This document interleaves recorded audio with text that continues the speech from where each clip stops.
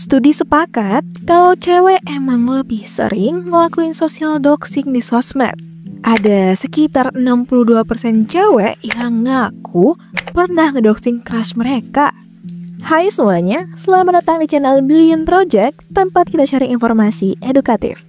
Dengan aku Jihan, yang di video kali ini kita bakal bahas doxing. Jadi, jangan lupa untuk like, comment, dan subscribe supaya kalian gak ketinggalan update terbaru dari channel ini. Yuk, kita mulai. Doxing. Zaman sekarang data diri kita udah kayak gak ada harga dirinya ya. Dunia udah kayak gak ada privasinya lagi. Tanggal lahir, nama bapak, nama ibu, nomor rumah, sampai nik, semuanya bisa di stalk. Padahal udah di private, udah segala mode close friends juga masih aja bisa kesebar di mana-mana. Masalahnya, kalau kita nggak aware, justru hal kayak gini jadi bumerang buat kita sendiri. Udah kayak senjata makan tuan. Ah ya udahlah, gampang, nggak ngaruh juga. Wait, nggak gitu. Risikonya nggak main-main loh. Real, nggak bohong. Orang yang gak suka sama kamu atau ada niatan jahat bisa aja dengan kesadaran penuh sengaja ngumpulin data kamu terus disebar deh di internet alias ngelakuin doxing. Buat apa? Ya buat ngerusakin mental kamu pakai cara yang intimidatif. Nah tuh, bayangin hal yang kita anggap privasi yang udah susah payah kita lindungin tapi malah dibocorin ke orang lain tanpa ada concern dari kamu. Risih kan? Kesel kan? Belum lagi nanti kalau ada orang lain yang sengaja pakai data kamu buat hal-hal yang di luar kontrol. Orang di luar sana juga akhirnya punya akses buat neror, ngehujat, dan ngelecehin kamu. Dijamin mental yang kena deh, ruang gerak juga makin terbatas. Diam salah, gerak juga salah. Aduh, ngeri banget kan ya? Nah, istilah doxing asalnya dari singkatan dox, yang artinya dokumen. Teknisnya doxing juga nggak susah sih. Tinggal ngejar aja dari data awal yang udah ada di internet, kayak sosmed atau data yang udah terpampang di forum online. Bisa juga lewat email atau nomor telepon. Fun fact adalah lebih seringnya doxing cenderung nargetin cowok daripada cewek. Dengan kata lain, doxing ini setali 3 uang sama bullying. Spesifiknya cyberbullying. Kita kalau udah denger istilah bullying, pasti nggak jauh-jauh dari yang namanya korban dan pelaku kan? That's why kalau ngomongin doxing, di saat data kamu sengaja diumbar dan dipamerin di internet, bisa dipastiin kalau kamu adalah golongan dari korban dan orang-orang yang nyebarin adalah pelaku. Padahal udah jelas ada undang-undangnya yang ngatur perihal doxing sebagai pelanggaran. Sayangnya nih, meskipun gitu di tahun 2020 kemarin, kasus doxing naik 2 kali lipat dari tahun sebelumnya. 56%-nya dari kelompok wartawan yang emang rawan kena doxing. Terus kalau gitu, apakah kita sebagai masyarakat biasa akan aman aja dari doxing? Well, nggak juga, semua bisa kena. Tapi walaupun gitu, nyatanya kesadaran dan kebijakan masalah doxing masih minim banget. Nah, kalau emang benar doxing sejahat itu, emang sekrusial apa sih doxing buat pelaku? Jadi, walaupun doxing itu dilihat-lihat jahat ya, tapi ternyata niat para pelaku yang ngedoxing tuh beda-beda loh. Based on study, doxing dibagi jadi 2. Satu ada social doxing, sama yang kedua adalah hostile doxing. Social doxing itu sebenarnya lebih ke orang-orang yang ngedox buat tujuan sosial atau sekedar buat ngepoin kehidupannya orang lain gitu. Biasanya mereka nyari data yang kayak nama lengkap, terus pacarnya siapa, kerja di mana, sekolahnya di mana, foto-fotonya kayak gimana. Pokoknya, mereka tuh nyari informasi yang bisa bikin mereka lebih ngerti kehidupan orang lain. Ya, biar bisa ikutan tahu aja atau buat bahan gosip di sosmed. Kayak stalker sih, tapi bedanya mereka tuh bener-bener niat dan gak cuma iseng. Jadi, mereka ngumpulin data orang-orang yang mereka anggap menarik, meskipun itu melanggar privasi. Biasanya nih, dialamin public figure, apalagi yang pendatang baru. Pasti banyak yang kepo. Terus, abis tuh dicari foto-foto aibnya sampai ke dalam-dalam dan dibuat jadi meme. Biasanya hal-hal kayak gini yang paling jago tuh cewek-cewek. Iya nggak nih? Tapi emang ada loh buktinya. Studi sepakat kalau cewek emang lebih sering ngelakuin social doxing di medsos.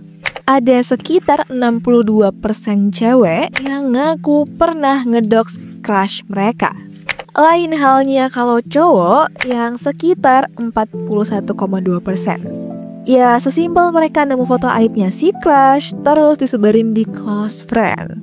Makanya gak heran kalau sampai ada yang bilang kalau pas first date sebenarnya cewek tuh udah tahu semuanya. Ya, cuman pura-pura gak tahu aja. Nah, bisa disimpulin kalau cewek tuh lebih sering ngelakuin social doxing. Karena emang bagian dari cara mereka berinteraksi secara sosial. Ini tuh kayak semacam cara mereka cari tahu lebih banyak tentang orang yang mereka suka atau orang yang mereka kepoin gitu. Ya, biar bisa lebih deket sama kehidupan orang lain sih. Niatnya biar bisa ngerti karakteristik crush tanpa harus nanya langsung. Ya, gengsi dong. Tapi itu kan cuma stalking doang. Gak ada niatan nyamperin data loh. Well, intinya harus kita ingat lagi ya, bahwa gak semua orang tuh senang dikepoin. Apalagi kalau sampai disebar. Poinnya adalah meskipun kamu gak niat buat nyebarin atau bikin masalah, tetap aja ada risiko kalau orang yang jadi target kamu itu merasa terganggu atau bahkan tahu kalau dia lagi di-stalk. Kalau sampai orang itu merasa privasinya dilanggar, dia bisa aja ngerasa nggak nyaman. Dan itu bisa berdampak buruk buat hubungan kamu ke depannya. Bahkan, meskipun kamu nggak ada niatan jelek sekalipun. Ya harus tahu batasan aja sih kalau emang mau kepoin orang lain. Lanjut nih, selain social doxing yang masih bisa dibilang di tahap cuma buat kepo aja, ada yang lebih serem. Yap, hostile doxing. Kalau social doxing kan mungkin tujuannya cuma buat nyari tahu lebih banyak soal gebetan, crush, idol, atau artis baru. Tapi kalau udah masuk ke hostile doxing, itu lebih ke arah niat yang gak baik. Biasanya orang yang ngelakuin itu punya alasan pribadi atau bahkan dendam sama orang yang jadi target. Mereka nyari data pribadi orang lain yang bisa sangat sensitif, kayak alamat rumah, nomor telepon, NIK, tanggal lahir, password medsos, atau informasi pribadi yang lain. Bedanya sama cewek, cowok lebih cenderung ngelakuin doxing ini, aka hostile doxing. Seremnya lagi, informasi yang udah dikumpulin tadi bisa disebar ke orang banyak, atau bahkan dipakai buat mengganggu atau menyerang orang itu secara langsung. Ini kayak yang kita bahas di awal-awal. Misalnya, bisa dipakai buat bahan bully, atau lebih parahnya lagi, nyebar ke dunia nyata buat bikin korban merasa terancam. Bayangin deh, informasi pribadi yang seharusnya aman bisa dipakai buat bikin orang lain merasa cemas atau takut. Padahal itu kan hak privasi mereka loh, setuju gak? Di sini yang bikin jadi masalah adalah hostile doxing ini bisa punya dampak yang besar. Gak cuma buat korban, tapi juga buat pelaku. Pelaku yang udah masuk ke ranah hostile doxing ini gak cuma melanggar privasi orang lain, tapi juga bisa terjerat masalah hukum yang serius.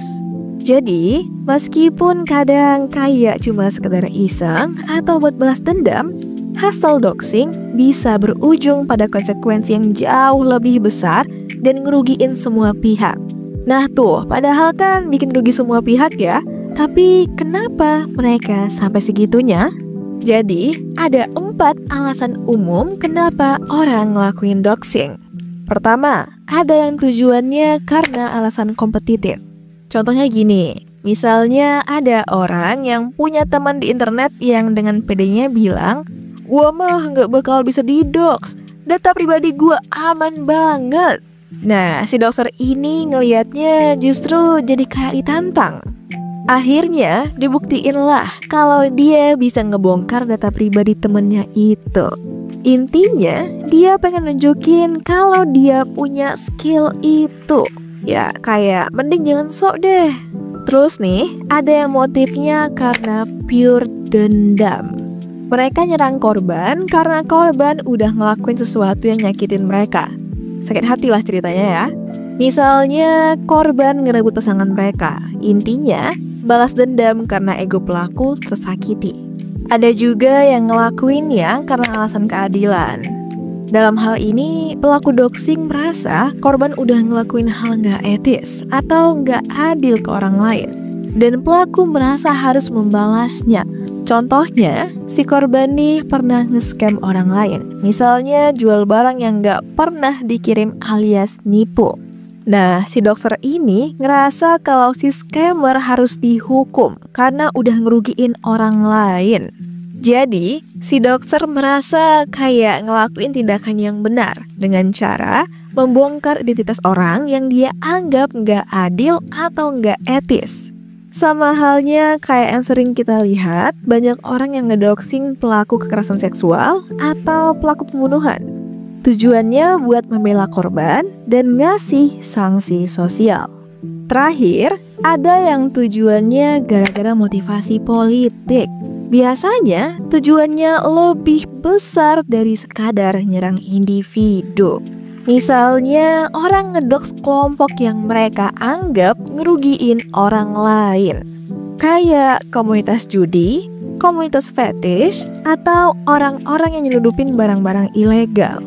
Tujuan mereka ini dianggap sebagai aksi buat ngelawan sesuatu yang mereka anggap salah. Sampai sini, ternyata kita bisa tahu bahwa motif doxing itu macam-macam. Tapi poinnya adalah, gimana pun tujuannya, benang merah dari doxing adalah mengganggu korban dengan melanggar hak privasi korban. Karena bagi si doxer, zaman sekarang buat ngelawan orang gak harus pakai fisik juga udah bisa. Serang aja psikologisnya. Tapi yang perlu diingat adalah siapapun kita bisa aja jadi korban atau pelaku doxing. Sengaja atau nggak sengaja. Pada intinya, bijak-bijaklah sama data pribadi. Either data diri sendiri or data orang lain. Gimana pun, setiap yang kita pilih akan selalu nemuin risikonya masing-masing. Remember, we only live once, so take life advance. Share video ini ke teman-teman kalian supaya nggak hanya berhenti di kamu. Klik subscribe dan nyalakan notifikasinya untuk terus update dengan informasi bermanfaat yang lain.